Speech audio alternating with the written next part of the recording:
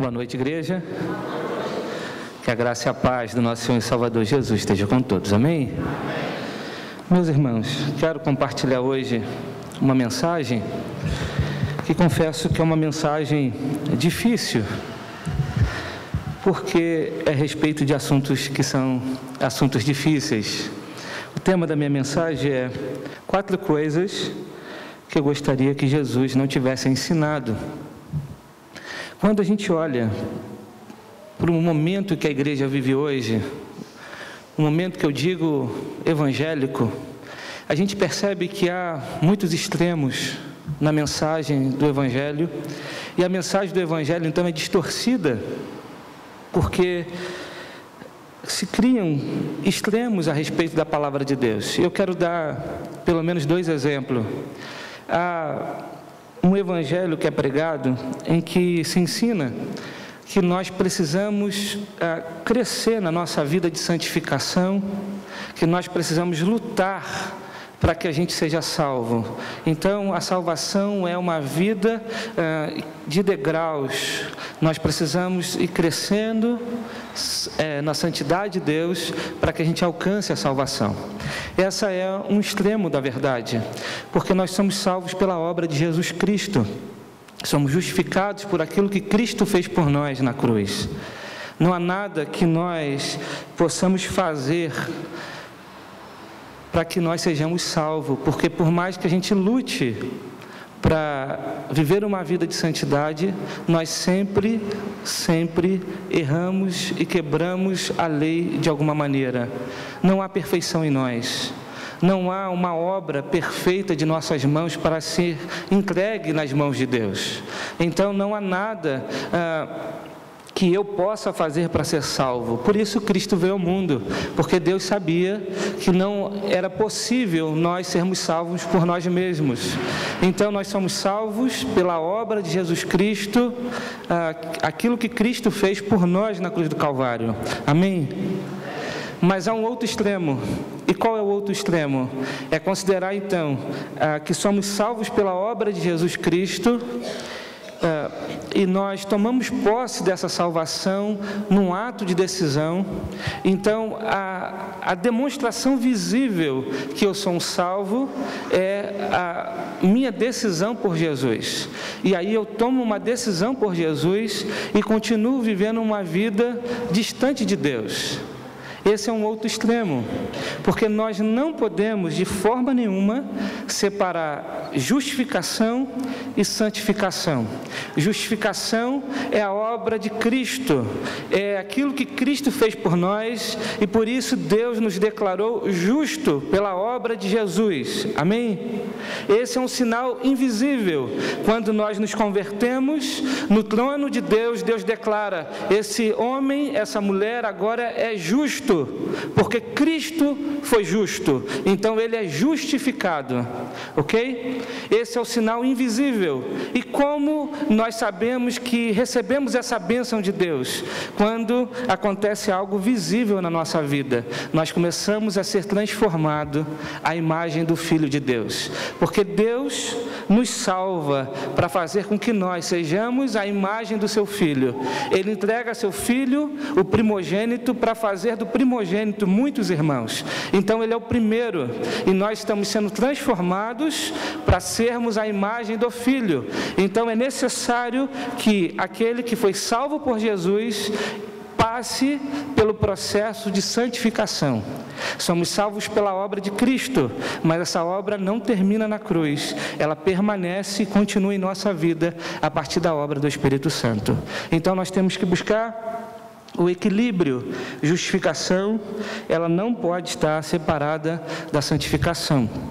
E talvez isso aconteceu a partir do século XIX para cá, porque até o século XIX não se imaginava que era possível separar justificação de santificação. Pelo menos 2 homens foram ícones ou líderes de movimentos que fizeram com que o evangelismo ou o movimento evangélico fosse tão influenciado ao ponto de criar esses extremos. O primeiro, talvez o ícone do segundo grande avivamento nos Estados Unidos, chamado Charles Finney. Finney não acreditava na depravação total. Finney não acreditava que o homem ele era depravado, assumindo então o pecado de Adão, o pecado original. Finney acreditava que nós somos salvos por aquilo que nós fazemos. Se nós pecamos, nós perdemos a salvação. Então, nós precisamos buscar uma perfeição moral para que a gente alcance a salvação. Finney foi muito propagado e ele influenciou muitos pregadores do século XIX para cá.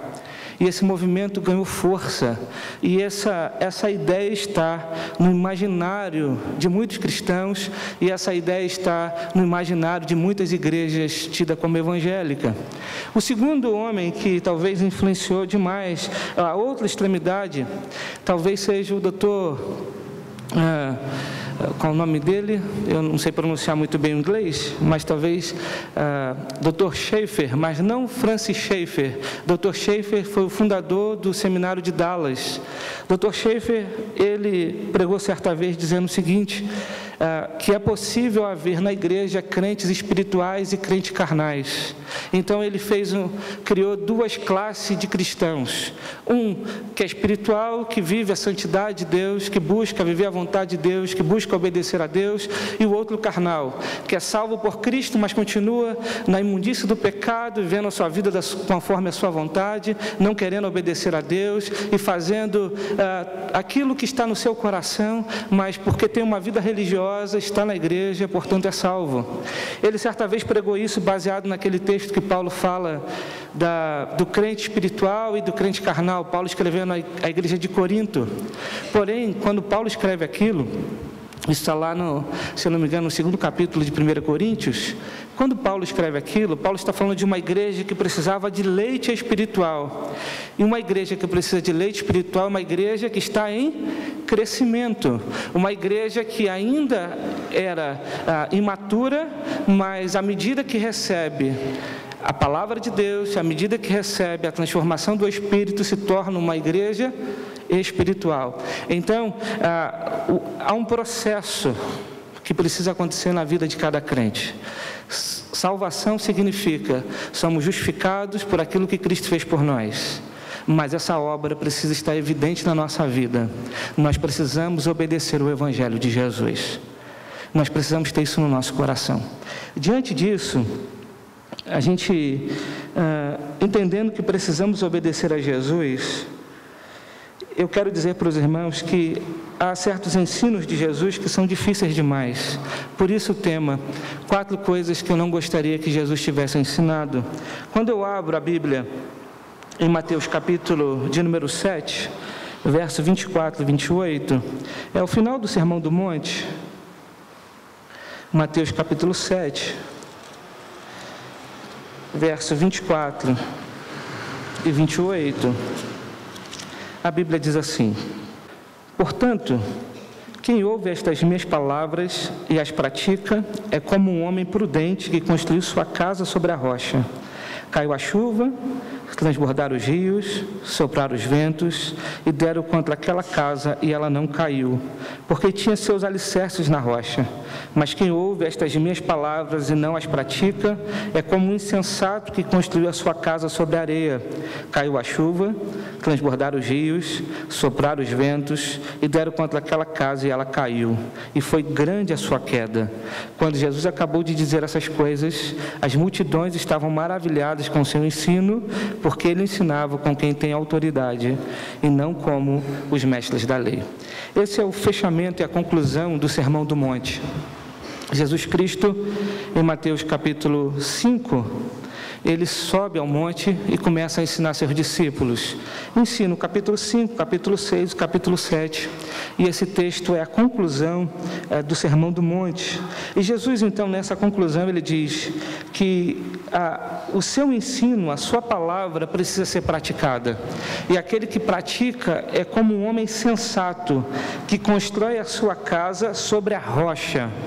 Bate a tempestade, chega aos problemas, mas ele permanece firme, a sua casa permanece firme, porque ele construiu a sua casa na rocha. Como nós podemos construir a nossa casa na rocha? Praticando os ensinos da palavra de Jesus. Só que nesse sermão, Jesus ensina muitas coisas, mas especialmente 4 coisas que Jesus ensina aqui, é muito difícil de nós praticarmos, mas nós precisamos praticar, para que a nossa casa esteja alicerçada na rocha. E eu quero compartilhar com os irmãos esses 4 ensinos. O primeiro deles, em primeiro lugar, eu não gostaria que Jesus tivesse ensinado a automutilação espiritual.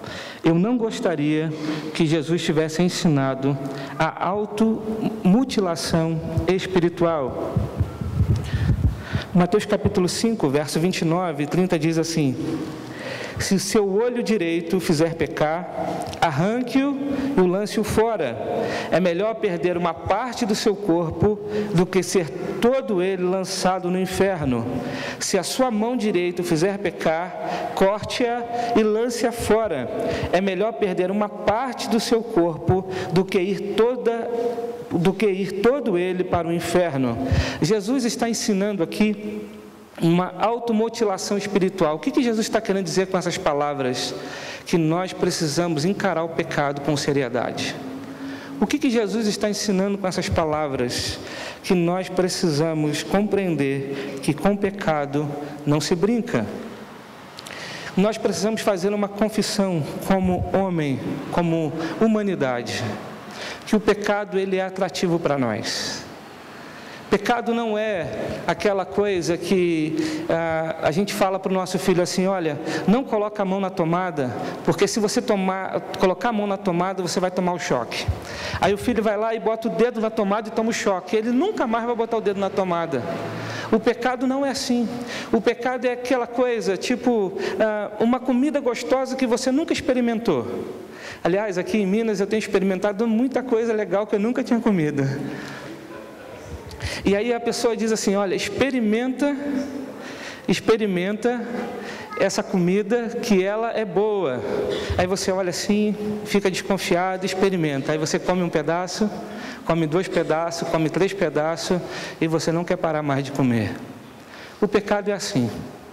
O pecado é algo que quando a gente experimenta, a gente quer experimentar mais. A gente quer viver mais, porque a nossa humanidade, ela deseja o pecado.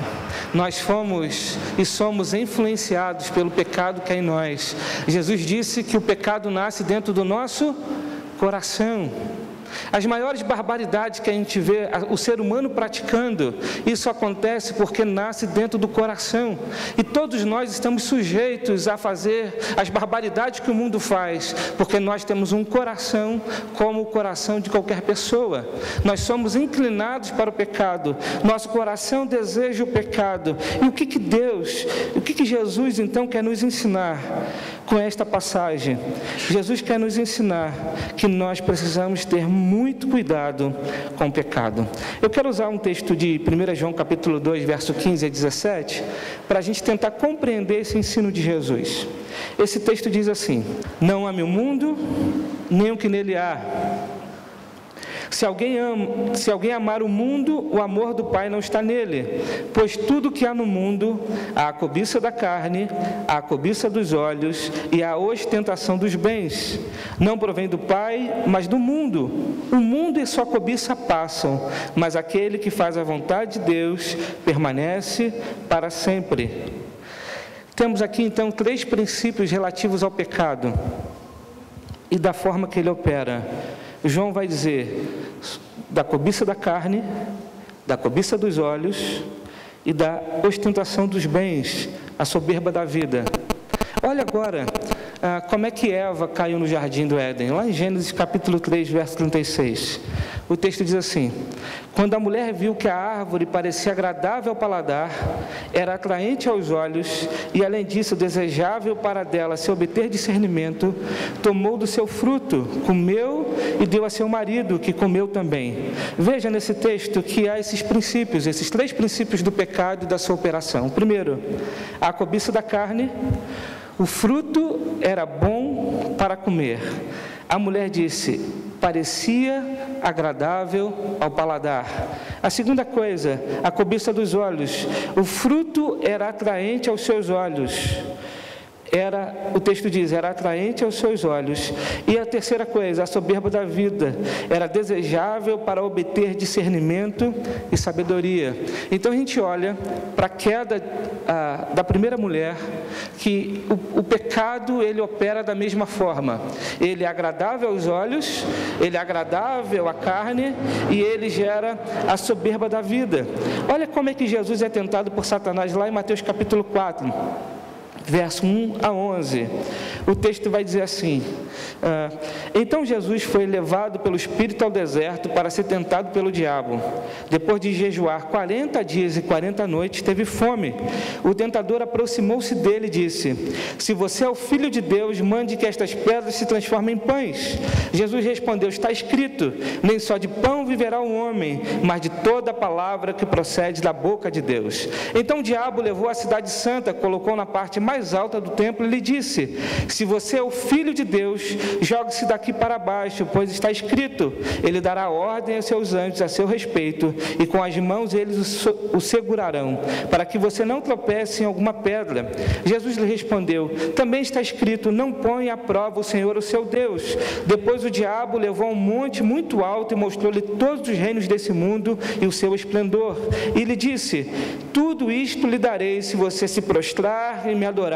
Jesus lhe disse: retire-se, Satanás, pois está escrito, adore o Senhor, o seu Deus, e só a ele preste culto. Então o diabo o deixou, e anjos vieram e o serviram. Veja como o pecado, ele funciona da mesma forma, também na tentação com Jesus. A cobiça da carne, Satanás sugeriu Jesus transformar pedra em pães. A cobiça dos olhos, mostrou-lhe todos os reinos deste mundo. A soberba da vida lançou um desafio: se você realmente é o Filho de Deus, se jogue daqui para baixo, que ele mandará os seus anjos. Veja que o pecado opera em nossa vida, tentando fazer com que aquilo que desagrada a Deus seja prazeroso à nossa carne, aquilo que ofende a santidade de Deus seja algo que os nossos olhos brilhem, e aquilo que vai ofender a Deus é algo que vai fazer com que nós tenhamos uma soberba na vida. Isso é muito interessante, porque, querido, o que Jesus está querendo nos ensinar é que não podemos brincar com o pecado, precisamos lutar para evitá-lo, precisamos de fato lutar contra aquilo que eu e você sabemos que temos de problema, porque todos nós precisamos se conhecer. Não adianta eu criar uma regra para a igreja e dizer assim, daqui por diante todo mundo vai usar calça comprida. Daqui por diante, nenhuma mulher poderá usar maquiagem. Daqui por diante, todos os homens têm que vir de roupa social, até as mãos, até o pé, cobrir todo o corpo. Não adianta você criar regras contra o pecado, porque cada um de nós precisamos compreender que, se somos filhos de Deus, a nossa mentalidade precisa ser a mentalidade do reino. E quando nós temos uma mentalidade do reino, o que o Espírito Santo faz é mostrar para nós as inclinações do nosso próprio coração. Então eu e você sabemos quais são as nossas fragilidades, e nessas fragilidades nós precisamos lutar contra. E aí, o que Jesus está dizendo é: aonde minha mão faz eu pecar, então que eu não coloque mais a mão. Onde os meus olhos fazem com que eu peque, eu não posso mais olhar. Eu preciso tratar o pecado com seriedade. Então, às vezes acontecem muitas perguntas na igreja, por exemplo, pastor, eu posso fazer aquilo? Tem muita coisa que a gente pode, mas a gente não deve. Por que a gente não deve? Porque o nosso coração é inclinado para o pecado e a gente sabe das nossas fragilidades. Tem muita coisa que a gente pode, mas será que a gente deve? E será que a gente vai agradar a Deus com aquilo que a gente está fazendo? A gente precisa pensar nisso. Agostinho, na sua autobiografia que ele escreveu, As Confissões, Agostinho, ele gasta muitas folhas do seu livro para contar aquilo que ele era. E ele conta das suas perversões, da luxúria do seu coração, dos males que ele praticava, das lascívias, dos desejos carnais. E depois que ele se converte, Agostinho começa a tomar algumas posturas radicais. Dentre elas, ele fez uma resolução.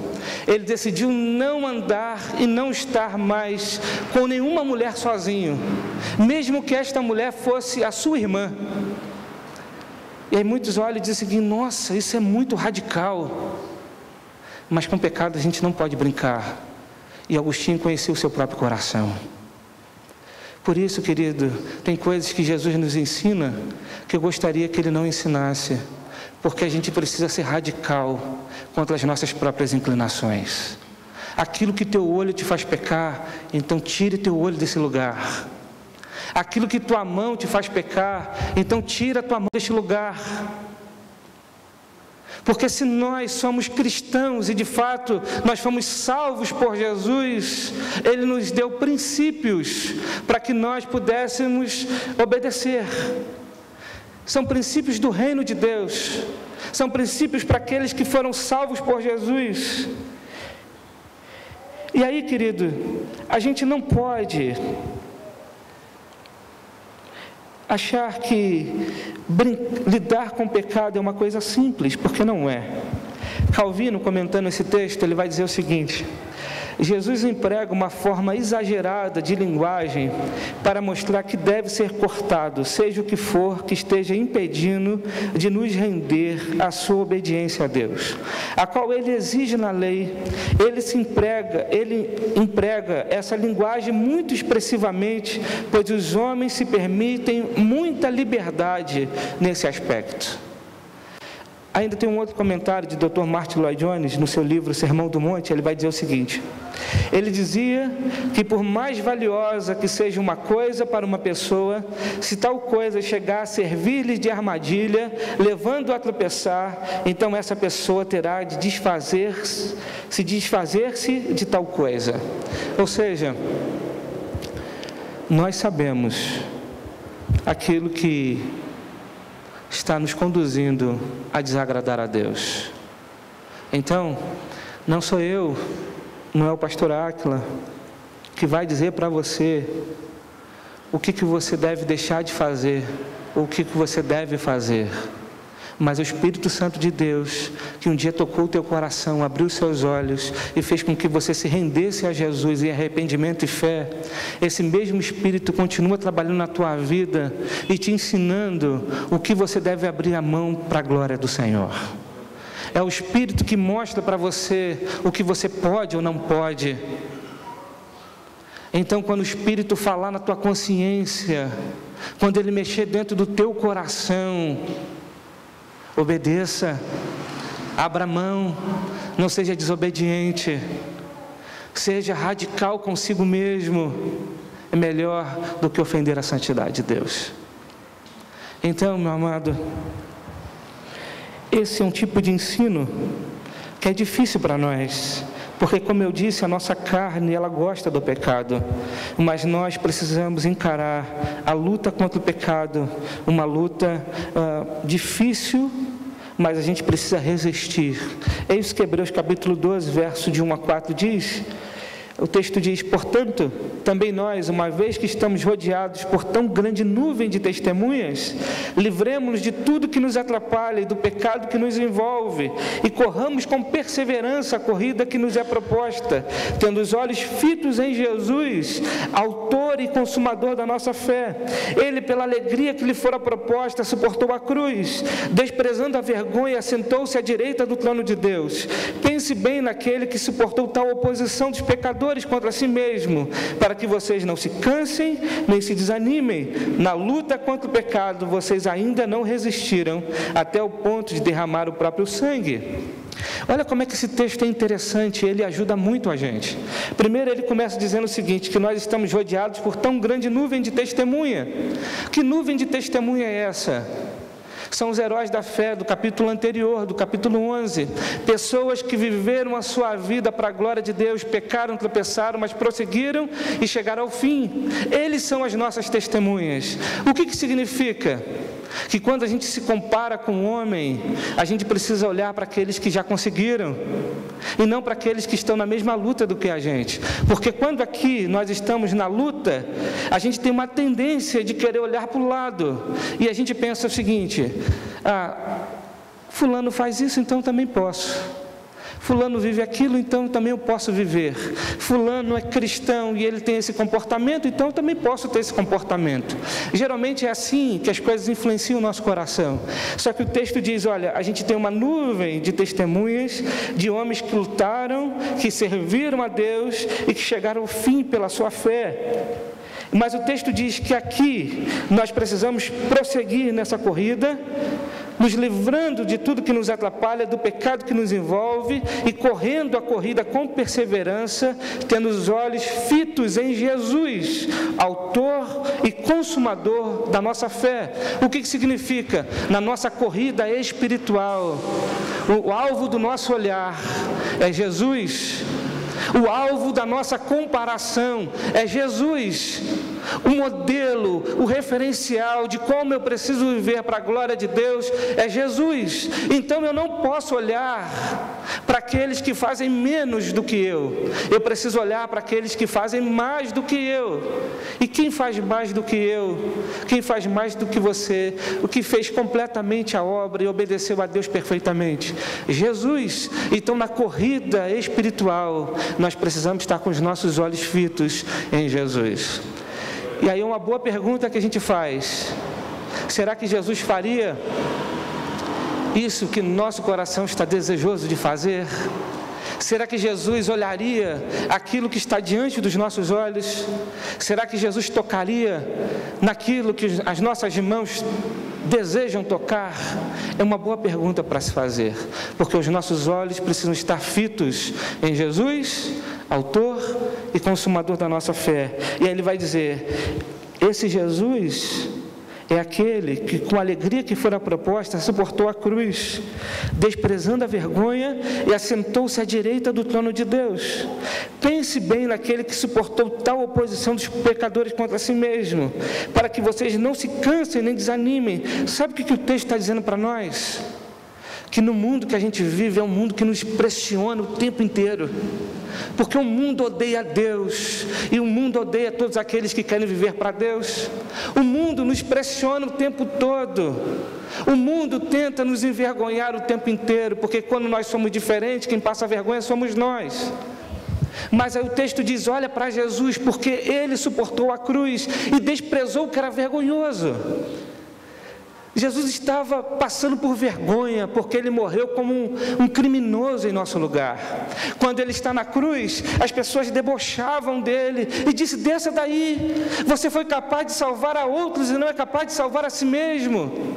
Saia dessa cruz, você não é poderoso, tu não é o rei dos judeus, tu não é aquele que fez tantas coisas, por que você não desce da cruz? Jesus foi debochado, Jesus foi aquele que o mundo debochou, Jesus foi aquele que passou vergonha, mas havia uma alegria que lhe foi proposta, e a alegria que foi proposta a Cristo foi morrer para salvar a sua igreja. Por isso, na luta contra o pecado, a gente precisa olhar para Jesus. O que Jesus então nos ensinou, que nós precisamos tratar com seriedade o pecado, porque o pecado é algo muito sério. Ele ofende a Deus. O pecado não é algo fácil de se lidar, porque ele é algo que a nossa carne gosta de experimentar. Por isso, meus irmãos, a gente precisa lidar com seriedade com o pecado. Mas o segundo ensino que Jesus ensina nesse Sermão do Monte, que eu queria destacar hoje, que é um ensino difícil para nós. Em segundo lugar, então, eu não gostaria que Jesus tivesse ensinado o sofrimento cristão como privilégio. Eu não gostaria que Jesus tivesse ensinado o sofrimento cristão como um privilégio. Veja, há igrejas evangélicas hoje com a frase dizendo o seguinte: pare de sofrer, como se a vida cristã fosse uma vida em que a nossa luta e a nossa vitória fosse contra o sofrimento. Na verdade, a vida cristã é uma vida que faz com que a gente sofra pelo nome de Jesus. Quanto mais a gente conhece a Deus, quanto mais conhecermos a palavra, quanto mais o Espírito revelar em nós a palavra, maior a nossa responsabilidade e maior vai ser a nossa luta. Por isso, meus irmãos, Jesus vai dizer que é um privilégio. Como é feliz aquele que sofre, como diz em Mateus capítulo 5, verso 11 e 13. Como é feliz os que sofrem perseguição por causa da justiça, porque deles é o reino dos céus. Bem-aventurados sois vós, quando vos injuriarem e perseguirem, e mentindo disserem todo mal contra vós por minha causa. Exultai, alegrai-vos, porque é grande o vosso galardão nos céus, porque assim perseguiram os profetas que foram antes de vós. Veja, Jesus está dizendo que há uma felicidade, como é feliz aqueles que de fato sofrem por causa de Jesus, por amor a Jesus, porque o seu Senhor também foi perseguido, os profetas foram perseguidos, os apóstolos foram perseguidos, a igreja é perseguida. E a gente precisa compreender então que o caminho cristão, o caminho que agrada a Deus é um caminho que vai gerar uma perseguição, que haverá sofrimento em nossos corações. Nós vivemos, queridos, no mundo ocidental, e talvez do lado de cá do mundo a gente não sofra a perseguição como sofrem os nossos irmãos do lado de lá do mundo, no Oriente. Mas sabe por que não? Porque o Evangelho influenciou tão profundamente os países ocidentais, com os princípios do reino de Deus, tão profundamente que a gente tem a vida que a gente tem hoje, a gente tem a liberdade que a gente tem hoje, a gente tem o conforto que a gente tem hoje, fruto do Evangelho, o Evangelho que alcançou a Europa e que a partir da Europa alcançou as Américas. Por isso o mundo ocidental tem a liberdade que nós temos hoje.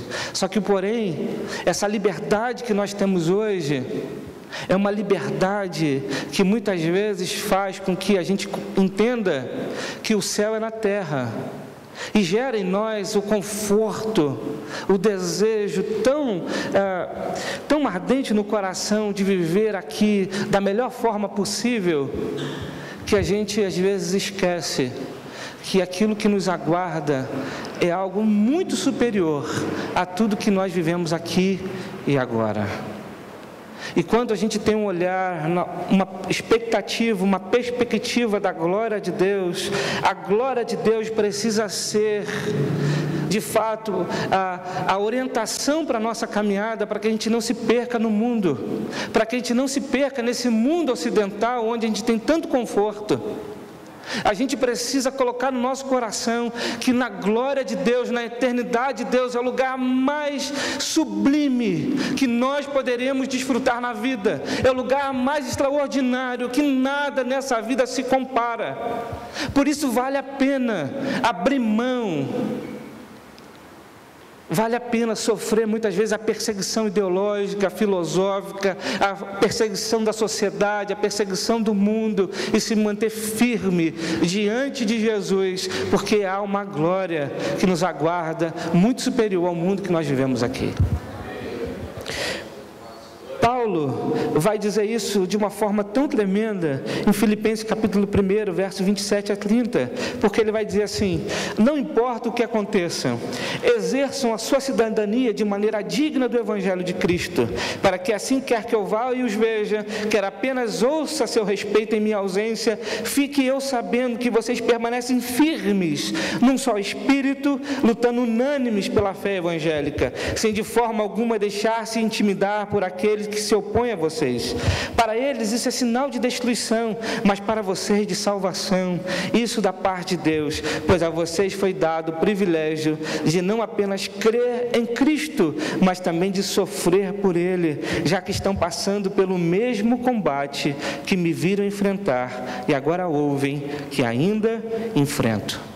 Paulo, quando escreve essas palavras, Paulo está preso. Essa é uma das cartas da prisão. Paulo está preso e ele está dizendo para aquela igreja: preste atenção numa coisa, mesmo que eu não esteja com vocês, mesmo que eu não vá visitá-los novamente, mesmo que eu não esteja perto, mas que vocês então permaneçam firmes em um só espírito, lutando unânimes pela fé evangélica, onde de forma nenhuma você se deixa intimidar por aqueles que se opõem a vocês, pois eles, isso é sinal de destruição, mas para vocês de salvação. Ou seja, o que Paulo está dizendo é que o mundo não compreende os teus valores, o mundo não compreende a tua fidelidade, o mundo não compreende as tuas lutas, o mundo não compreende o teu coração que deseja agradar a Deus, o mundo não compreende. Para eles isso é perca de tempo, para eles isso é destruição, isso é para eles não viver a vida, mas para nós há uma vida para ser vivida, essa vida é Jesus Cristo. Paulo então escreve, e Paulo está dizendo: a vocês foi dado o privilégio de não apenas crer em Cristo, mas também de sofrer por Ele, pois vocês estão passando pelo mesmo combate que eu enfrento e que todos os outros enfrentam. Irmãos, Paulo, quando escreve isso, ele está preso. É tão extraordinária a carta que Paulo escreve para a igreja de Filipe, porque Paulo, ele vai começar a relatar um monte de coisas que ele vê a vontade de Deus naquilo, e que a gente não consegue enxergar. Por exemplo, Paulo vai dizer, escrevendo a carta no capítulo 1, eu quero que vocês saibam que eu estou preso. Aí ele diz, mas saiba que isso aconteceu para o progresso do Evangelho e para a glória de Deus, porque a minha prisão está resultando em conversão dos guardas que aqui me acompanham. Paulo conseguia olhar para a sua vida e para as circunstâncias da sua vida e compreender que até nos sofrimentos, nas lutas que ele enfrentava, existia uma boa oportunidade de glorificar o nome de Deus. Existia uma boa oportunidade para o progresso do Evangelho. Paulo olha então para as suas circunstâncias e começa a entender que seja na alegria ou na tristeza, na saúde ou na doença, ou em qualquer circunstância da vida, é uma circunstância de viver para Deus e para a glória do nome do Senhor.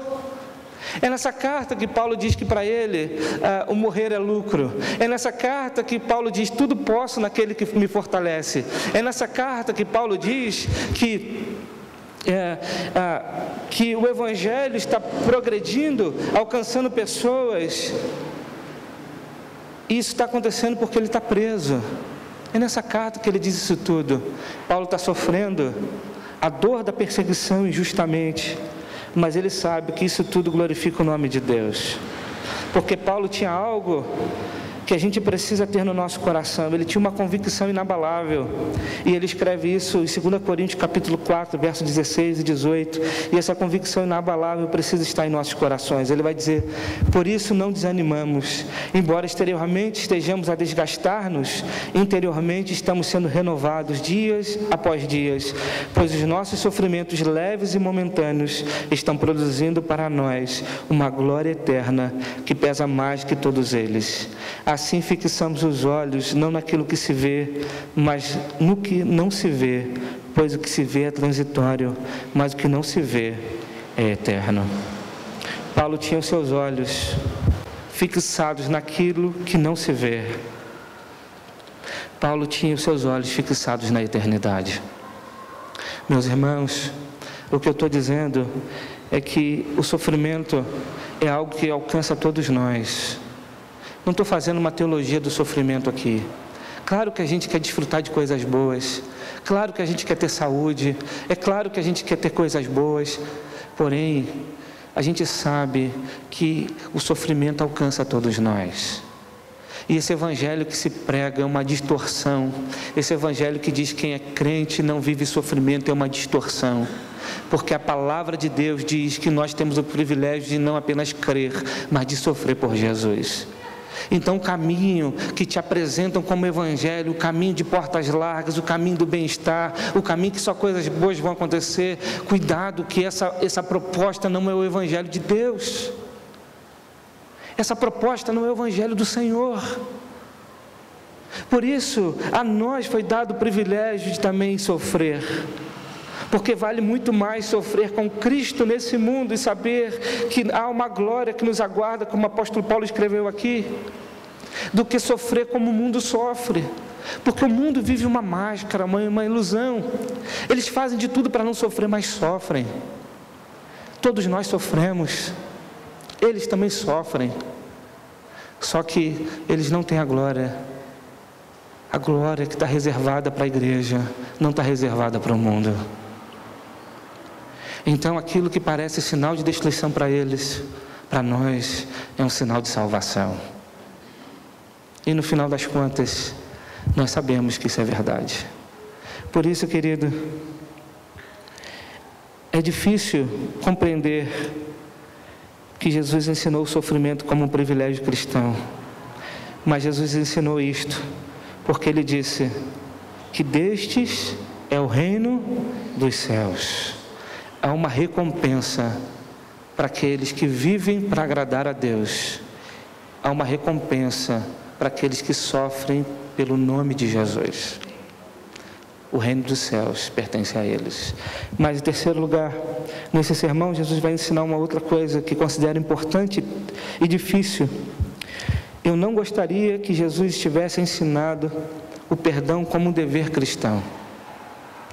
Mateus capítulo 6, verso 14 e 15, a Bíblia diz assim: pois se perdoarem as ofensas uns dos outros, o Pai Celestial também lhes perdoará. Mas se não perdoarem uns aos outros, o Pai Celestial não lhes perdoará as ofensas. Olha o que Jesus está ensinando. Jesus está ensinando o perdão como um dever cristão. E como isso é difícil para nós. Perdão não é uma opção para o crente. Perdão é um dever. Sabe por quê? Jesus está falando isso no final do Pai Nosso. O que Jesus quer ensinar é o seguinte: se nós chamamos Deus de Pai Nosso, isso só é possível porque esse Deus que é Pai enviou seu Filho primogênito para morrer em nosso lugar, para que os nossos pecados fossem perdoados e assim nós fôssemos adotados como filhos. Então nós chamamos Deus de Pai porque fomos adotados.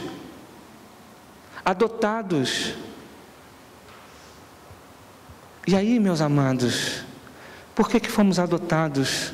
Porque os nossos pecados foram perdoados. Então, se chamamos Deus de Pai, é sinal de que Deus perdoa os nossos pecados. Então há um dever sobre nós, perdoar os pecados daqueles que nos ofendem. Parece que nós sabemos disso tudo, mas nas coisas que mais a gente sabe, parece que é difícil para poder colocar em prática. Por isso a gente repete o tempo inteiro. Por isso a gente precisa ler o tempo inteiro. Por isso a gente precisa orar o tempo inteiro. Porque quando alguém nos ofende, o nosso orgulho é ferido e a gente tem dificuldade de perdoar. Sim ou não? Mas perdoar era um dever cristão. Pedro, perguntando para Jesus quantas vezes deveria perdoar, lá em Mateus capítulo 18, é tão interessante, a partir do verso 21, Pedro aproxima-se de Jesus e pergunta: Senhor, quantas vezes deverei perdoar o meu irmão quando ele pecar contra mim? Até 7 vezes? Jesus respondeu: eu lhes digo, não até 7, mas até 70 vezes 7. Por isso o reino dos céus é como um rei. Aí Jesus vai contar uma história. Olha a história que Jesus conta. Por isso o reino dos céus é como um rei que desejava acertar contas com seus servos. Quando começou o acerto, foi trazido à sua presença um que lhe devia uma enorme quantidade de prata. Como não tinha condições de pagar, o Senhor ordenou que ele, sua mulher, seus filhos e tudo que ele possuía fossem vendidos para pagar a dívida. O servo prostrou-se diante dele e lhe implorou: tenha paciência comigo, eu te pagarei tudo. O Senhor daquele servo teve paciência, compaixão dele, cancelou a dívida e o deixou ir. Mas quando aquele servo saiu, encontrou um dos seus conservos que lhe devia 100 denários, agarrou-o e começou a sufocá-lo, dizendo: pague-me o que me deve. Então seu conservo caiu de joelhos, implorou-lhe: tenha paciência comigo, eu lhe pagarei. Mas ele não quis, antes saiu e mandou lançá-lo na prisão, até que pagasse a dívida. Quando os outros servos, companheiros dele, viram o que havia acontecido, ficaram muito tristes e foram contar a seu senhor tudo o que havia acontecido. Então o Senhor chamou seu servo e disse: servo mau, cancelei toda a sua dívida porque você me implorou. Você não devia ter tido misericórdia do teu conservo, como eu tive de você? Irado, o Senhor entregou aos torturadores até que pagasse tudo o que devia. Assim também lhes fará o meu Pai Celestial, se cada um de vocês não perdoar de coração a seu irmão. Jesus conta uma história. Jesus conta uma história dizendo: olha, um rei perdoou a ofensa de uma pessoa, perdoou a dívida de uma pessoa, e essa dívida era muito grande. E essa pessoa saiu da frente do rei, encontrou com uma outra pessoa semelhante a ele, e que devia algo muito menor. E ele não conseguiu perdoar. Então falaram-se para o rei mandou chamar aquele homem e disse para ele: olha, agora você vai pagar tudo o que você me deve. E por que Jesus conta essa história para Pedro? Porque Jesus queria ensinar algo importante para Pedro. E a palavra de Deus quer ensinar os nossos corações. Na nossa relação com Deus, sempre estamos em dívida. E sempre carecemos da graça e da misericórdia de Deus. Na nossa relação com Deus, eu nunca estarei numa posição em que Deus me deve alguma coisa. Deus sempre precisará agir com misericórdia e graça sobre a minha vida. Então, se eu careço e dependo da misericórdia de Deus para viver, essa misericórdia precisa ser estendida ao meu irmão. Esse perdão que eu experimento de Deus precisa ser estendido ao meu irmão. Então, querido, o perdão é um dever cristão. Jesus ensinou e a gente precisa colocar em prática. Mas em quarto lugar, eu não gostaria que Jesus tivesse ensinado que o reino é para os que obedecem e não para aqueles que professam.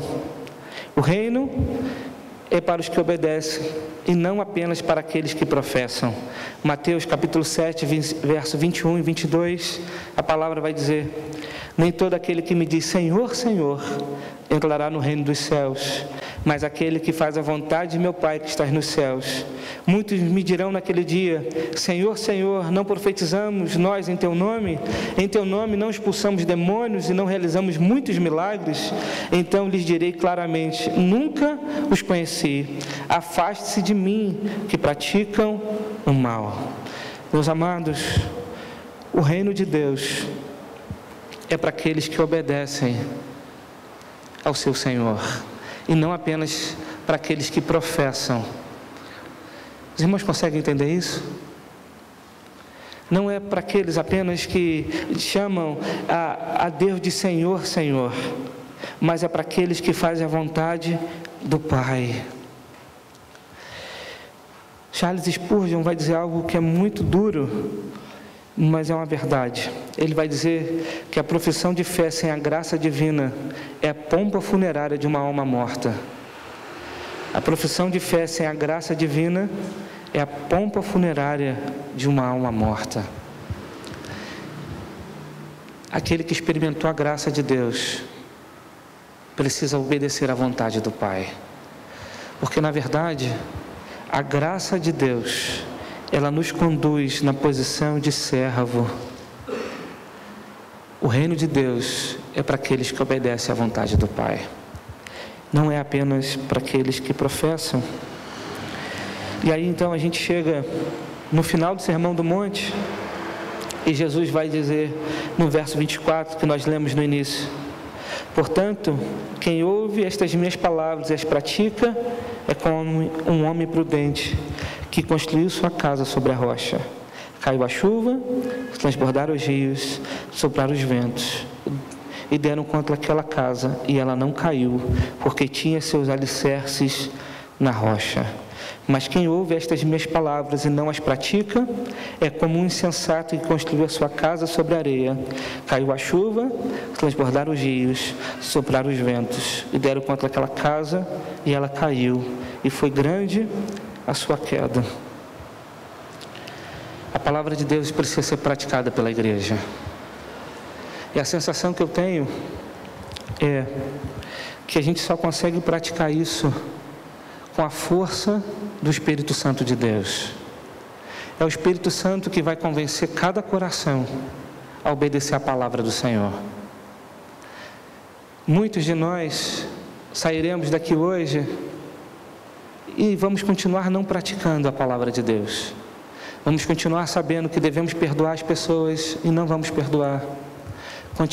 Vamos continuar sabendo que tem coisas que a gente não pode ver, tem coisas que a gente não pode tocar, tem coisas que a gente não pode brincar com o pecado, e vamos continuar brincando com o pecado.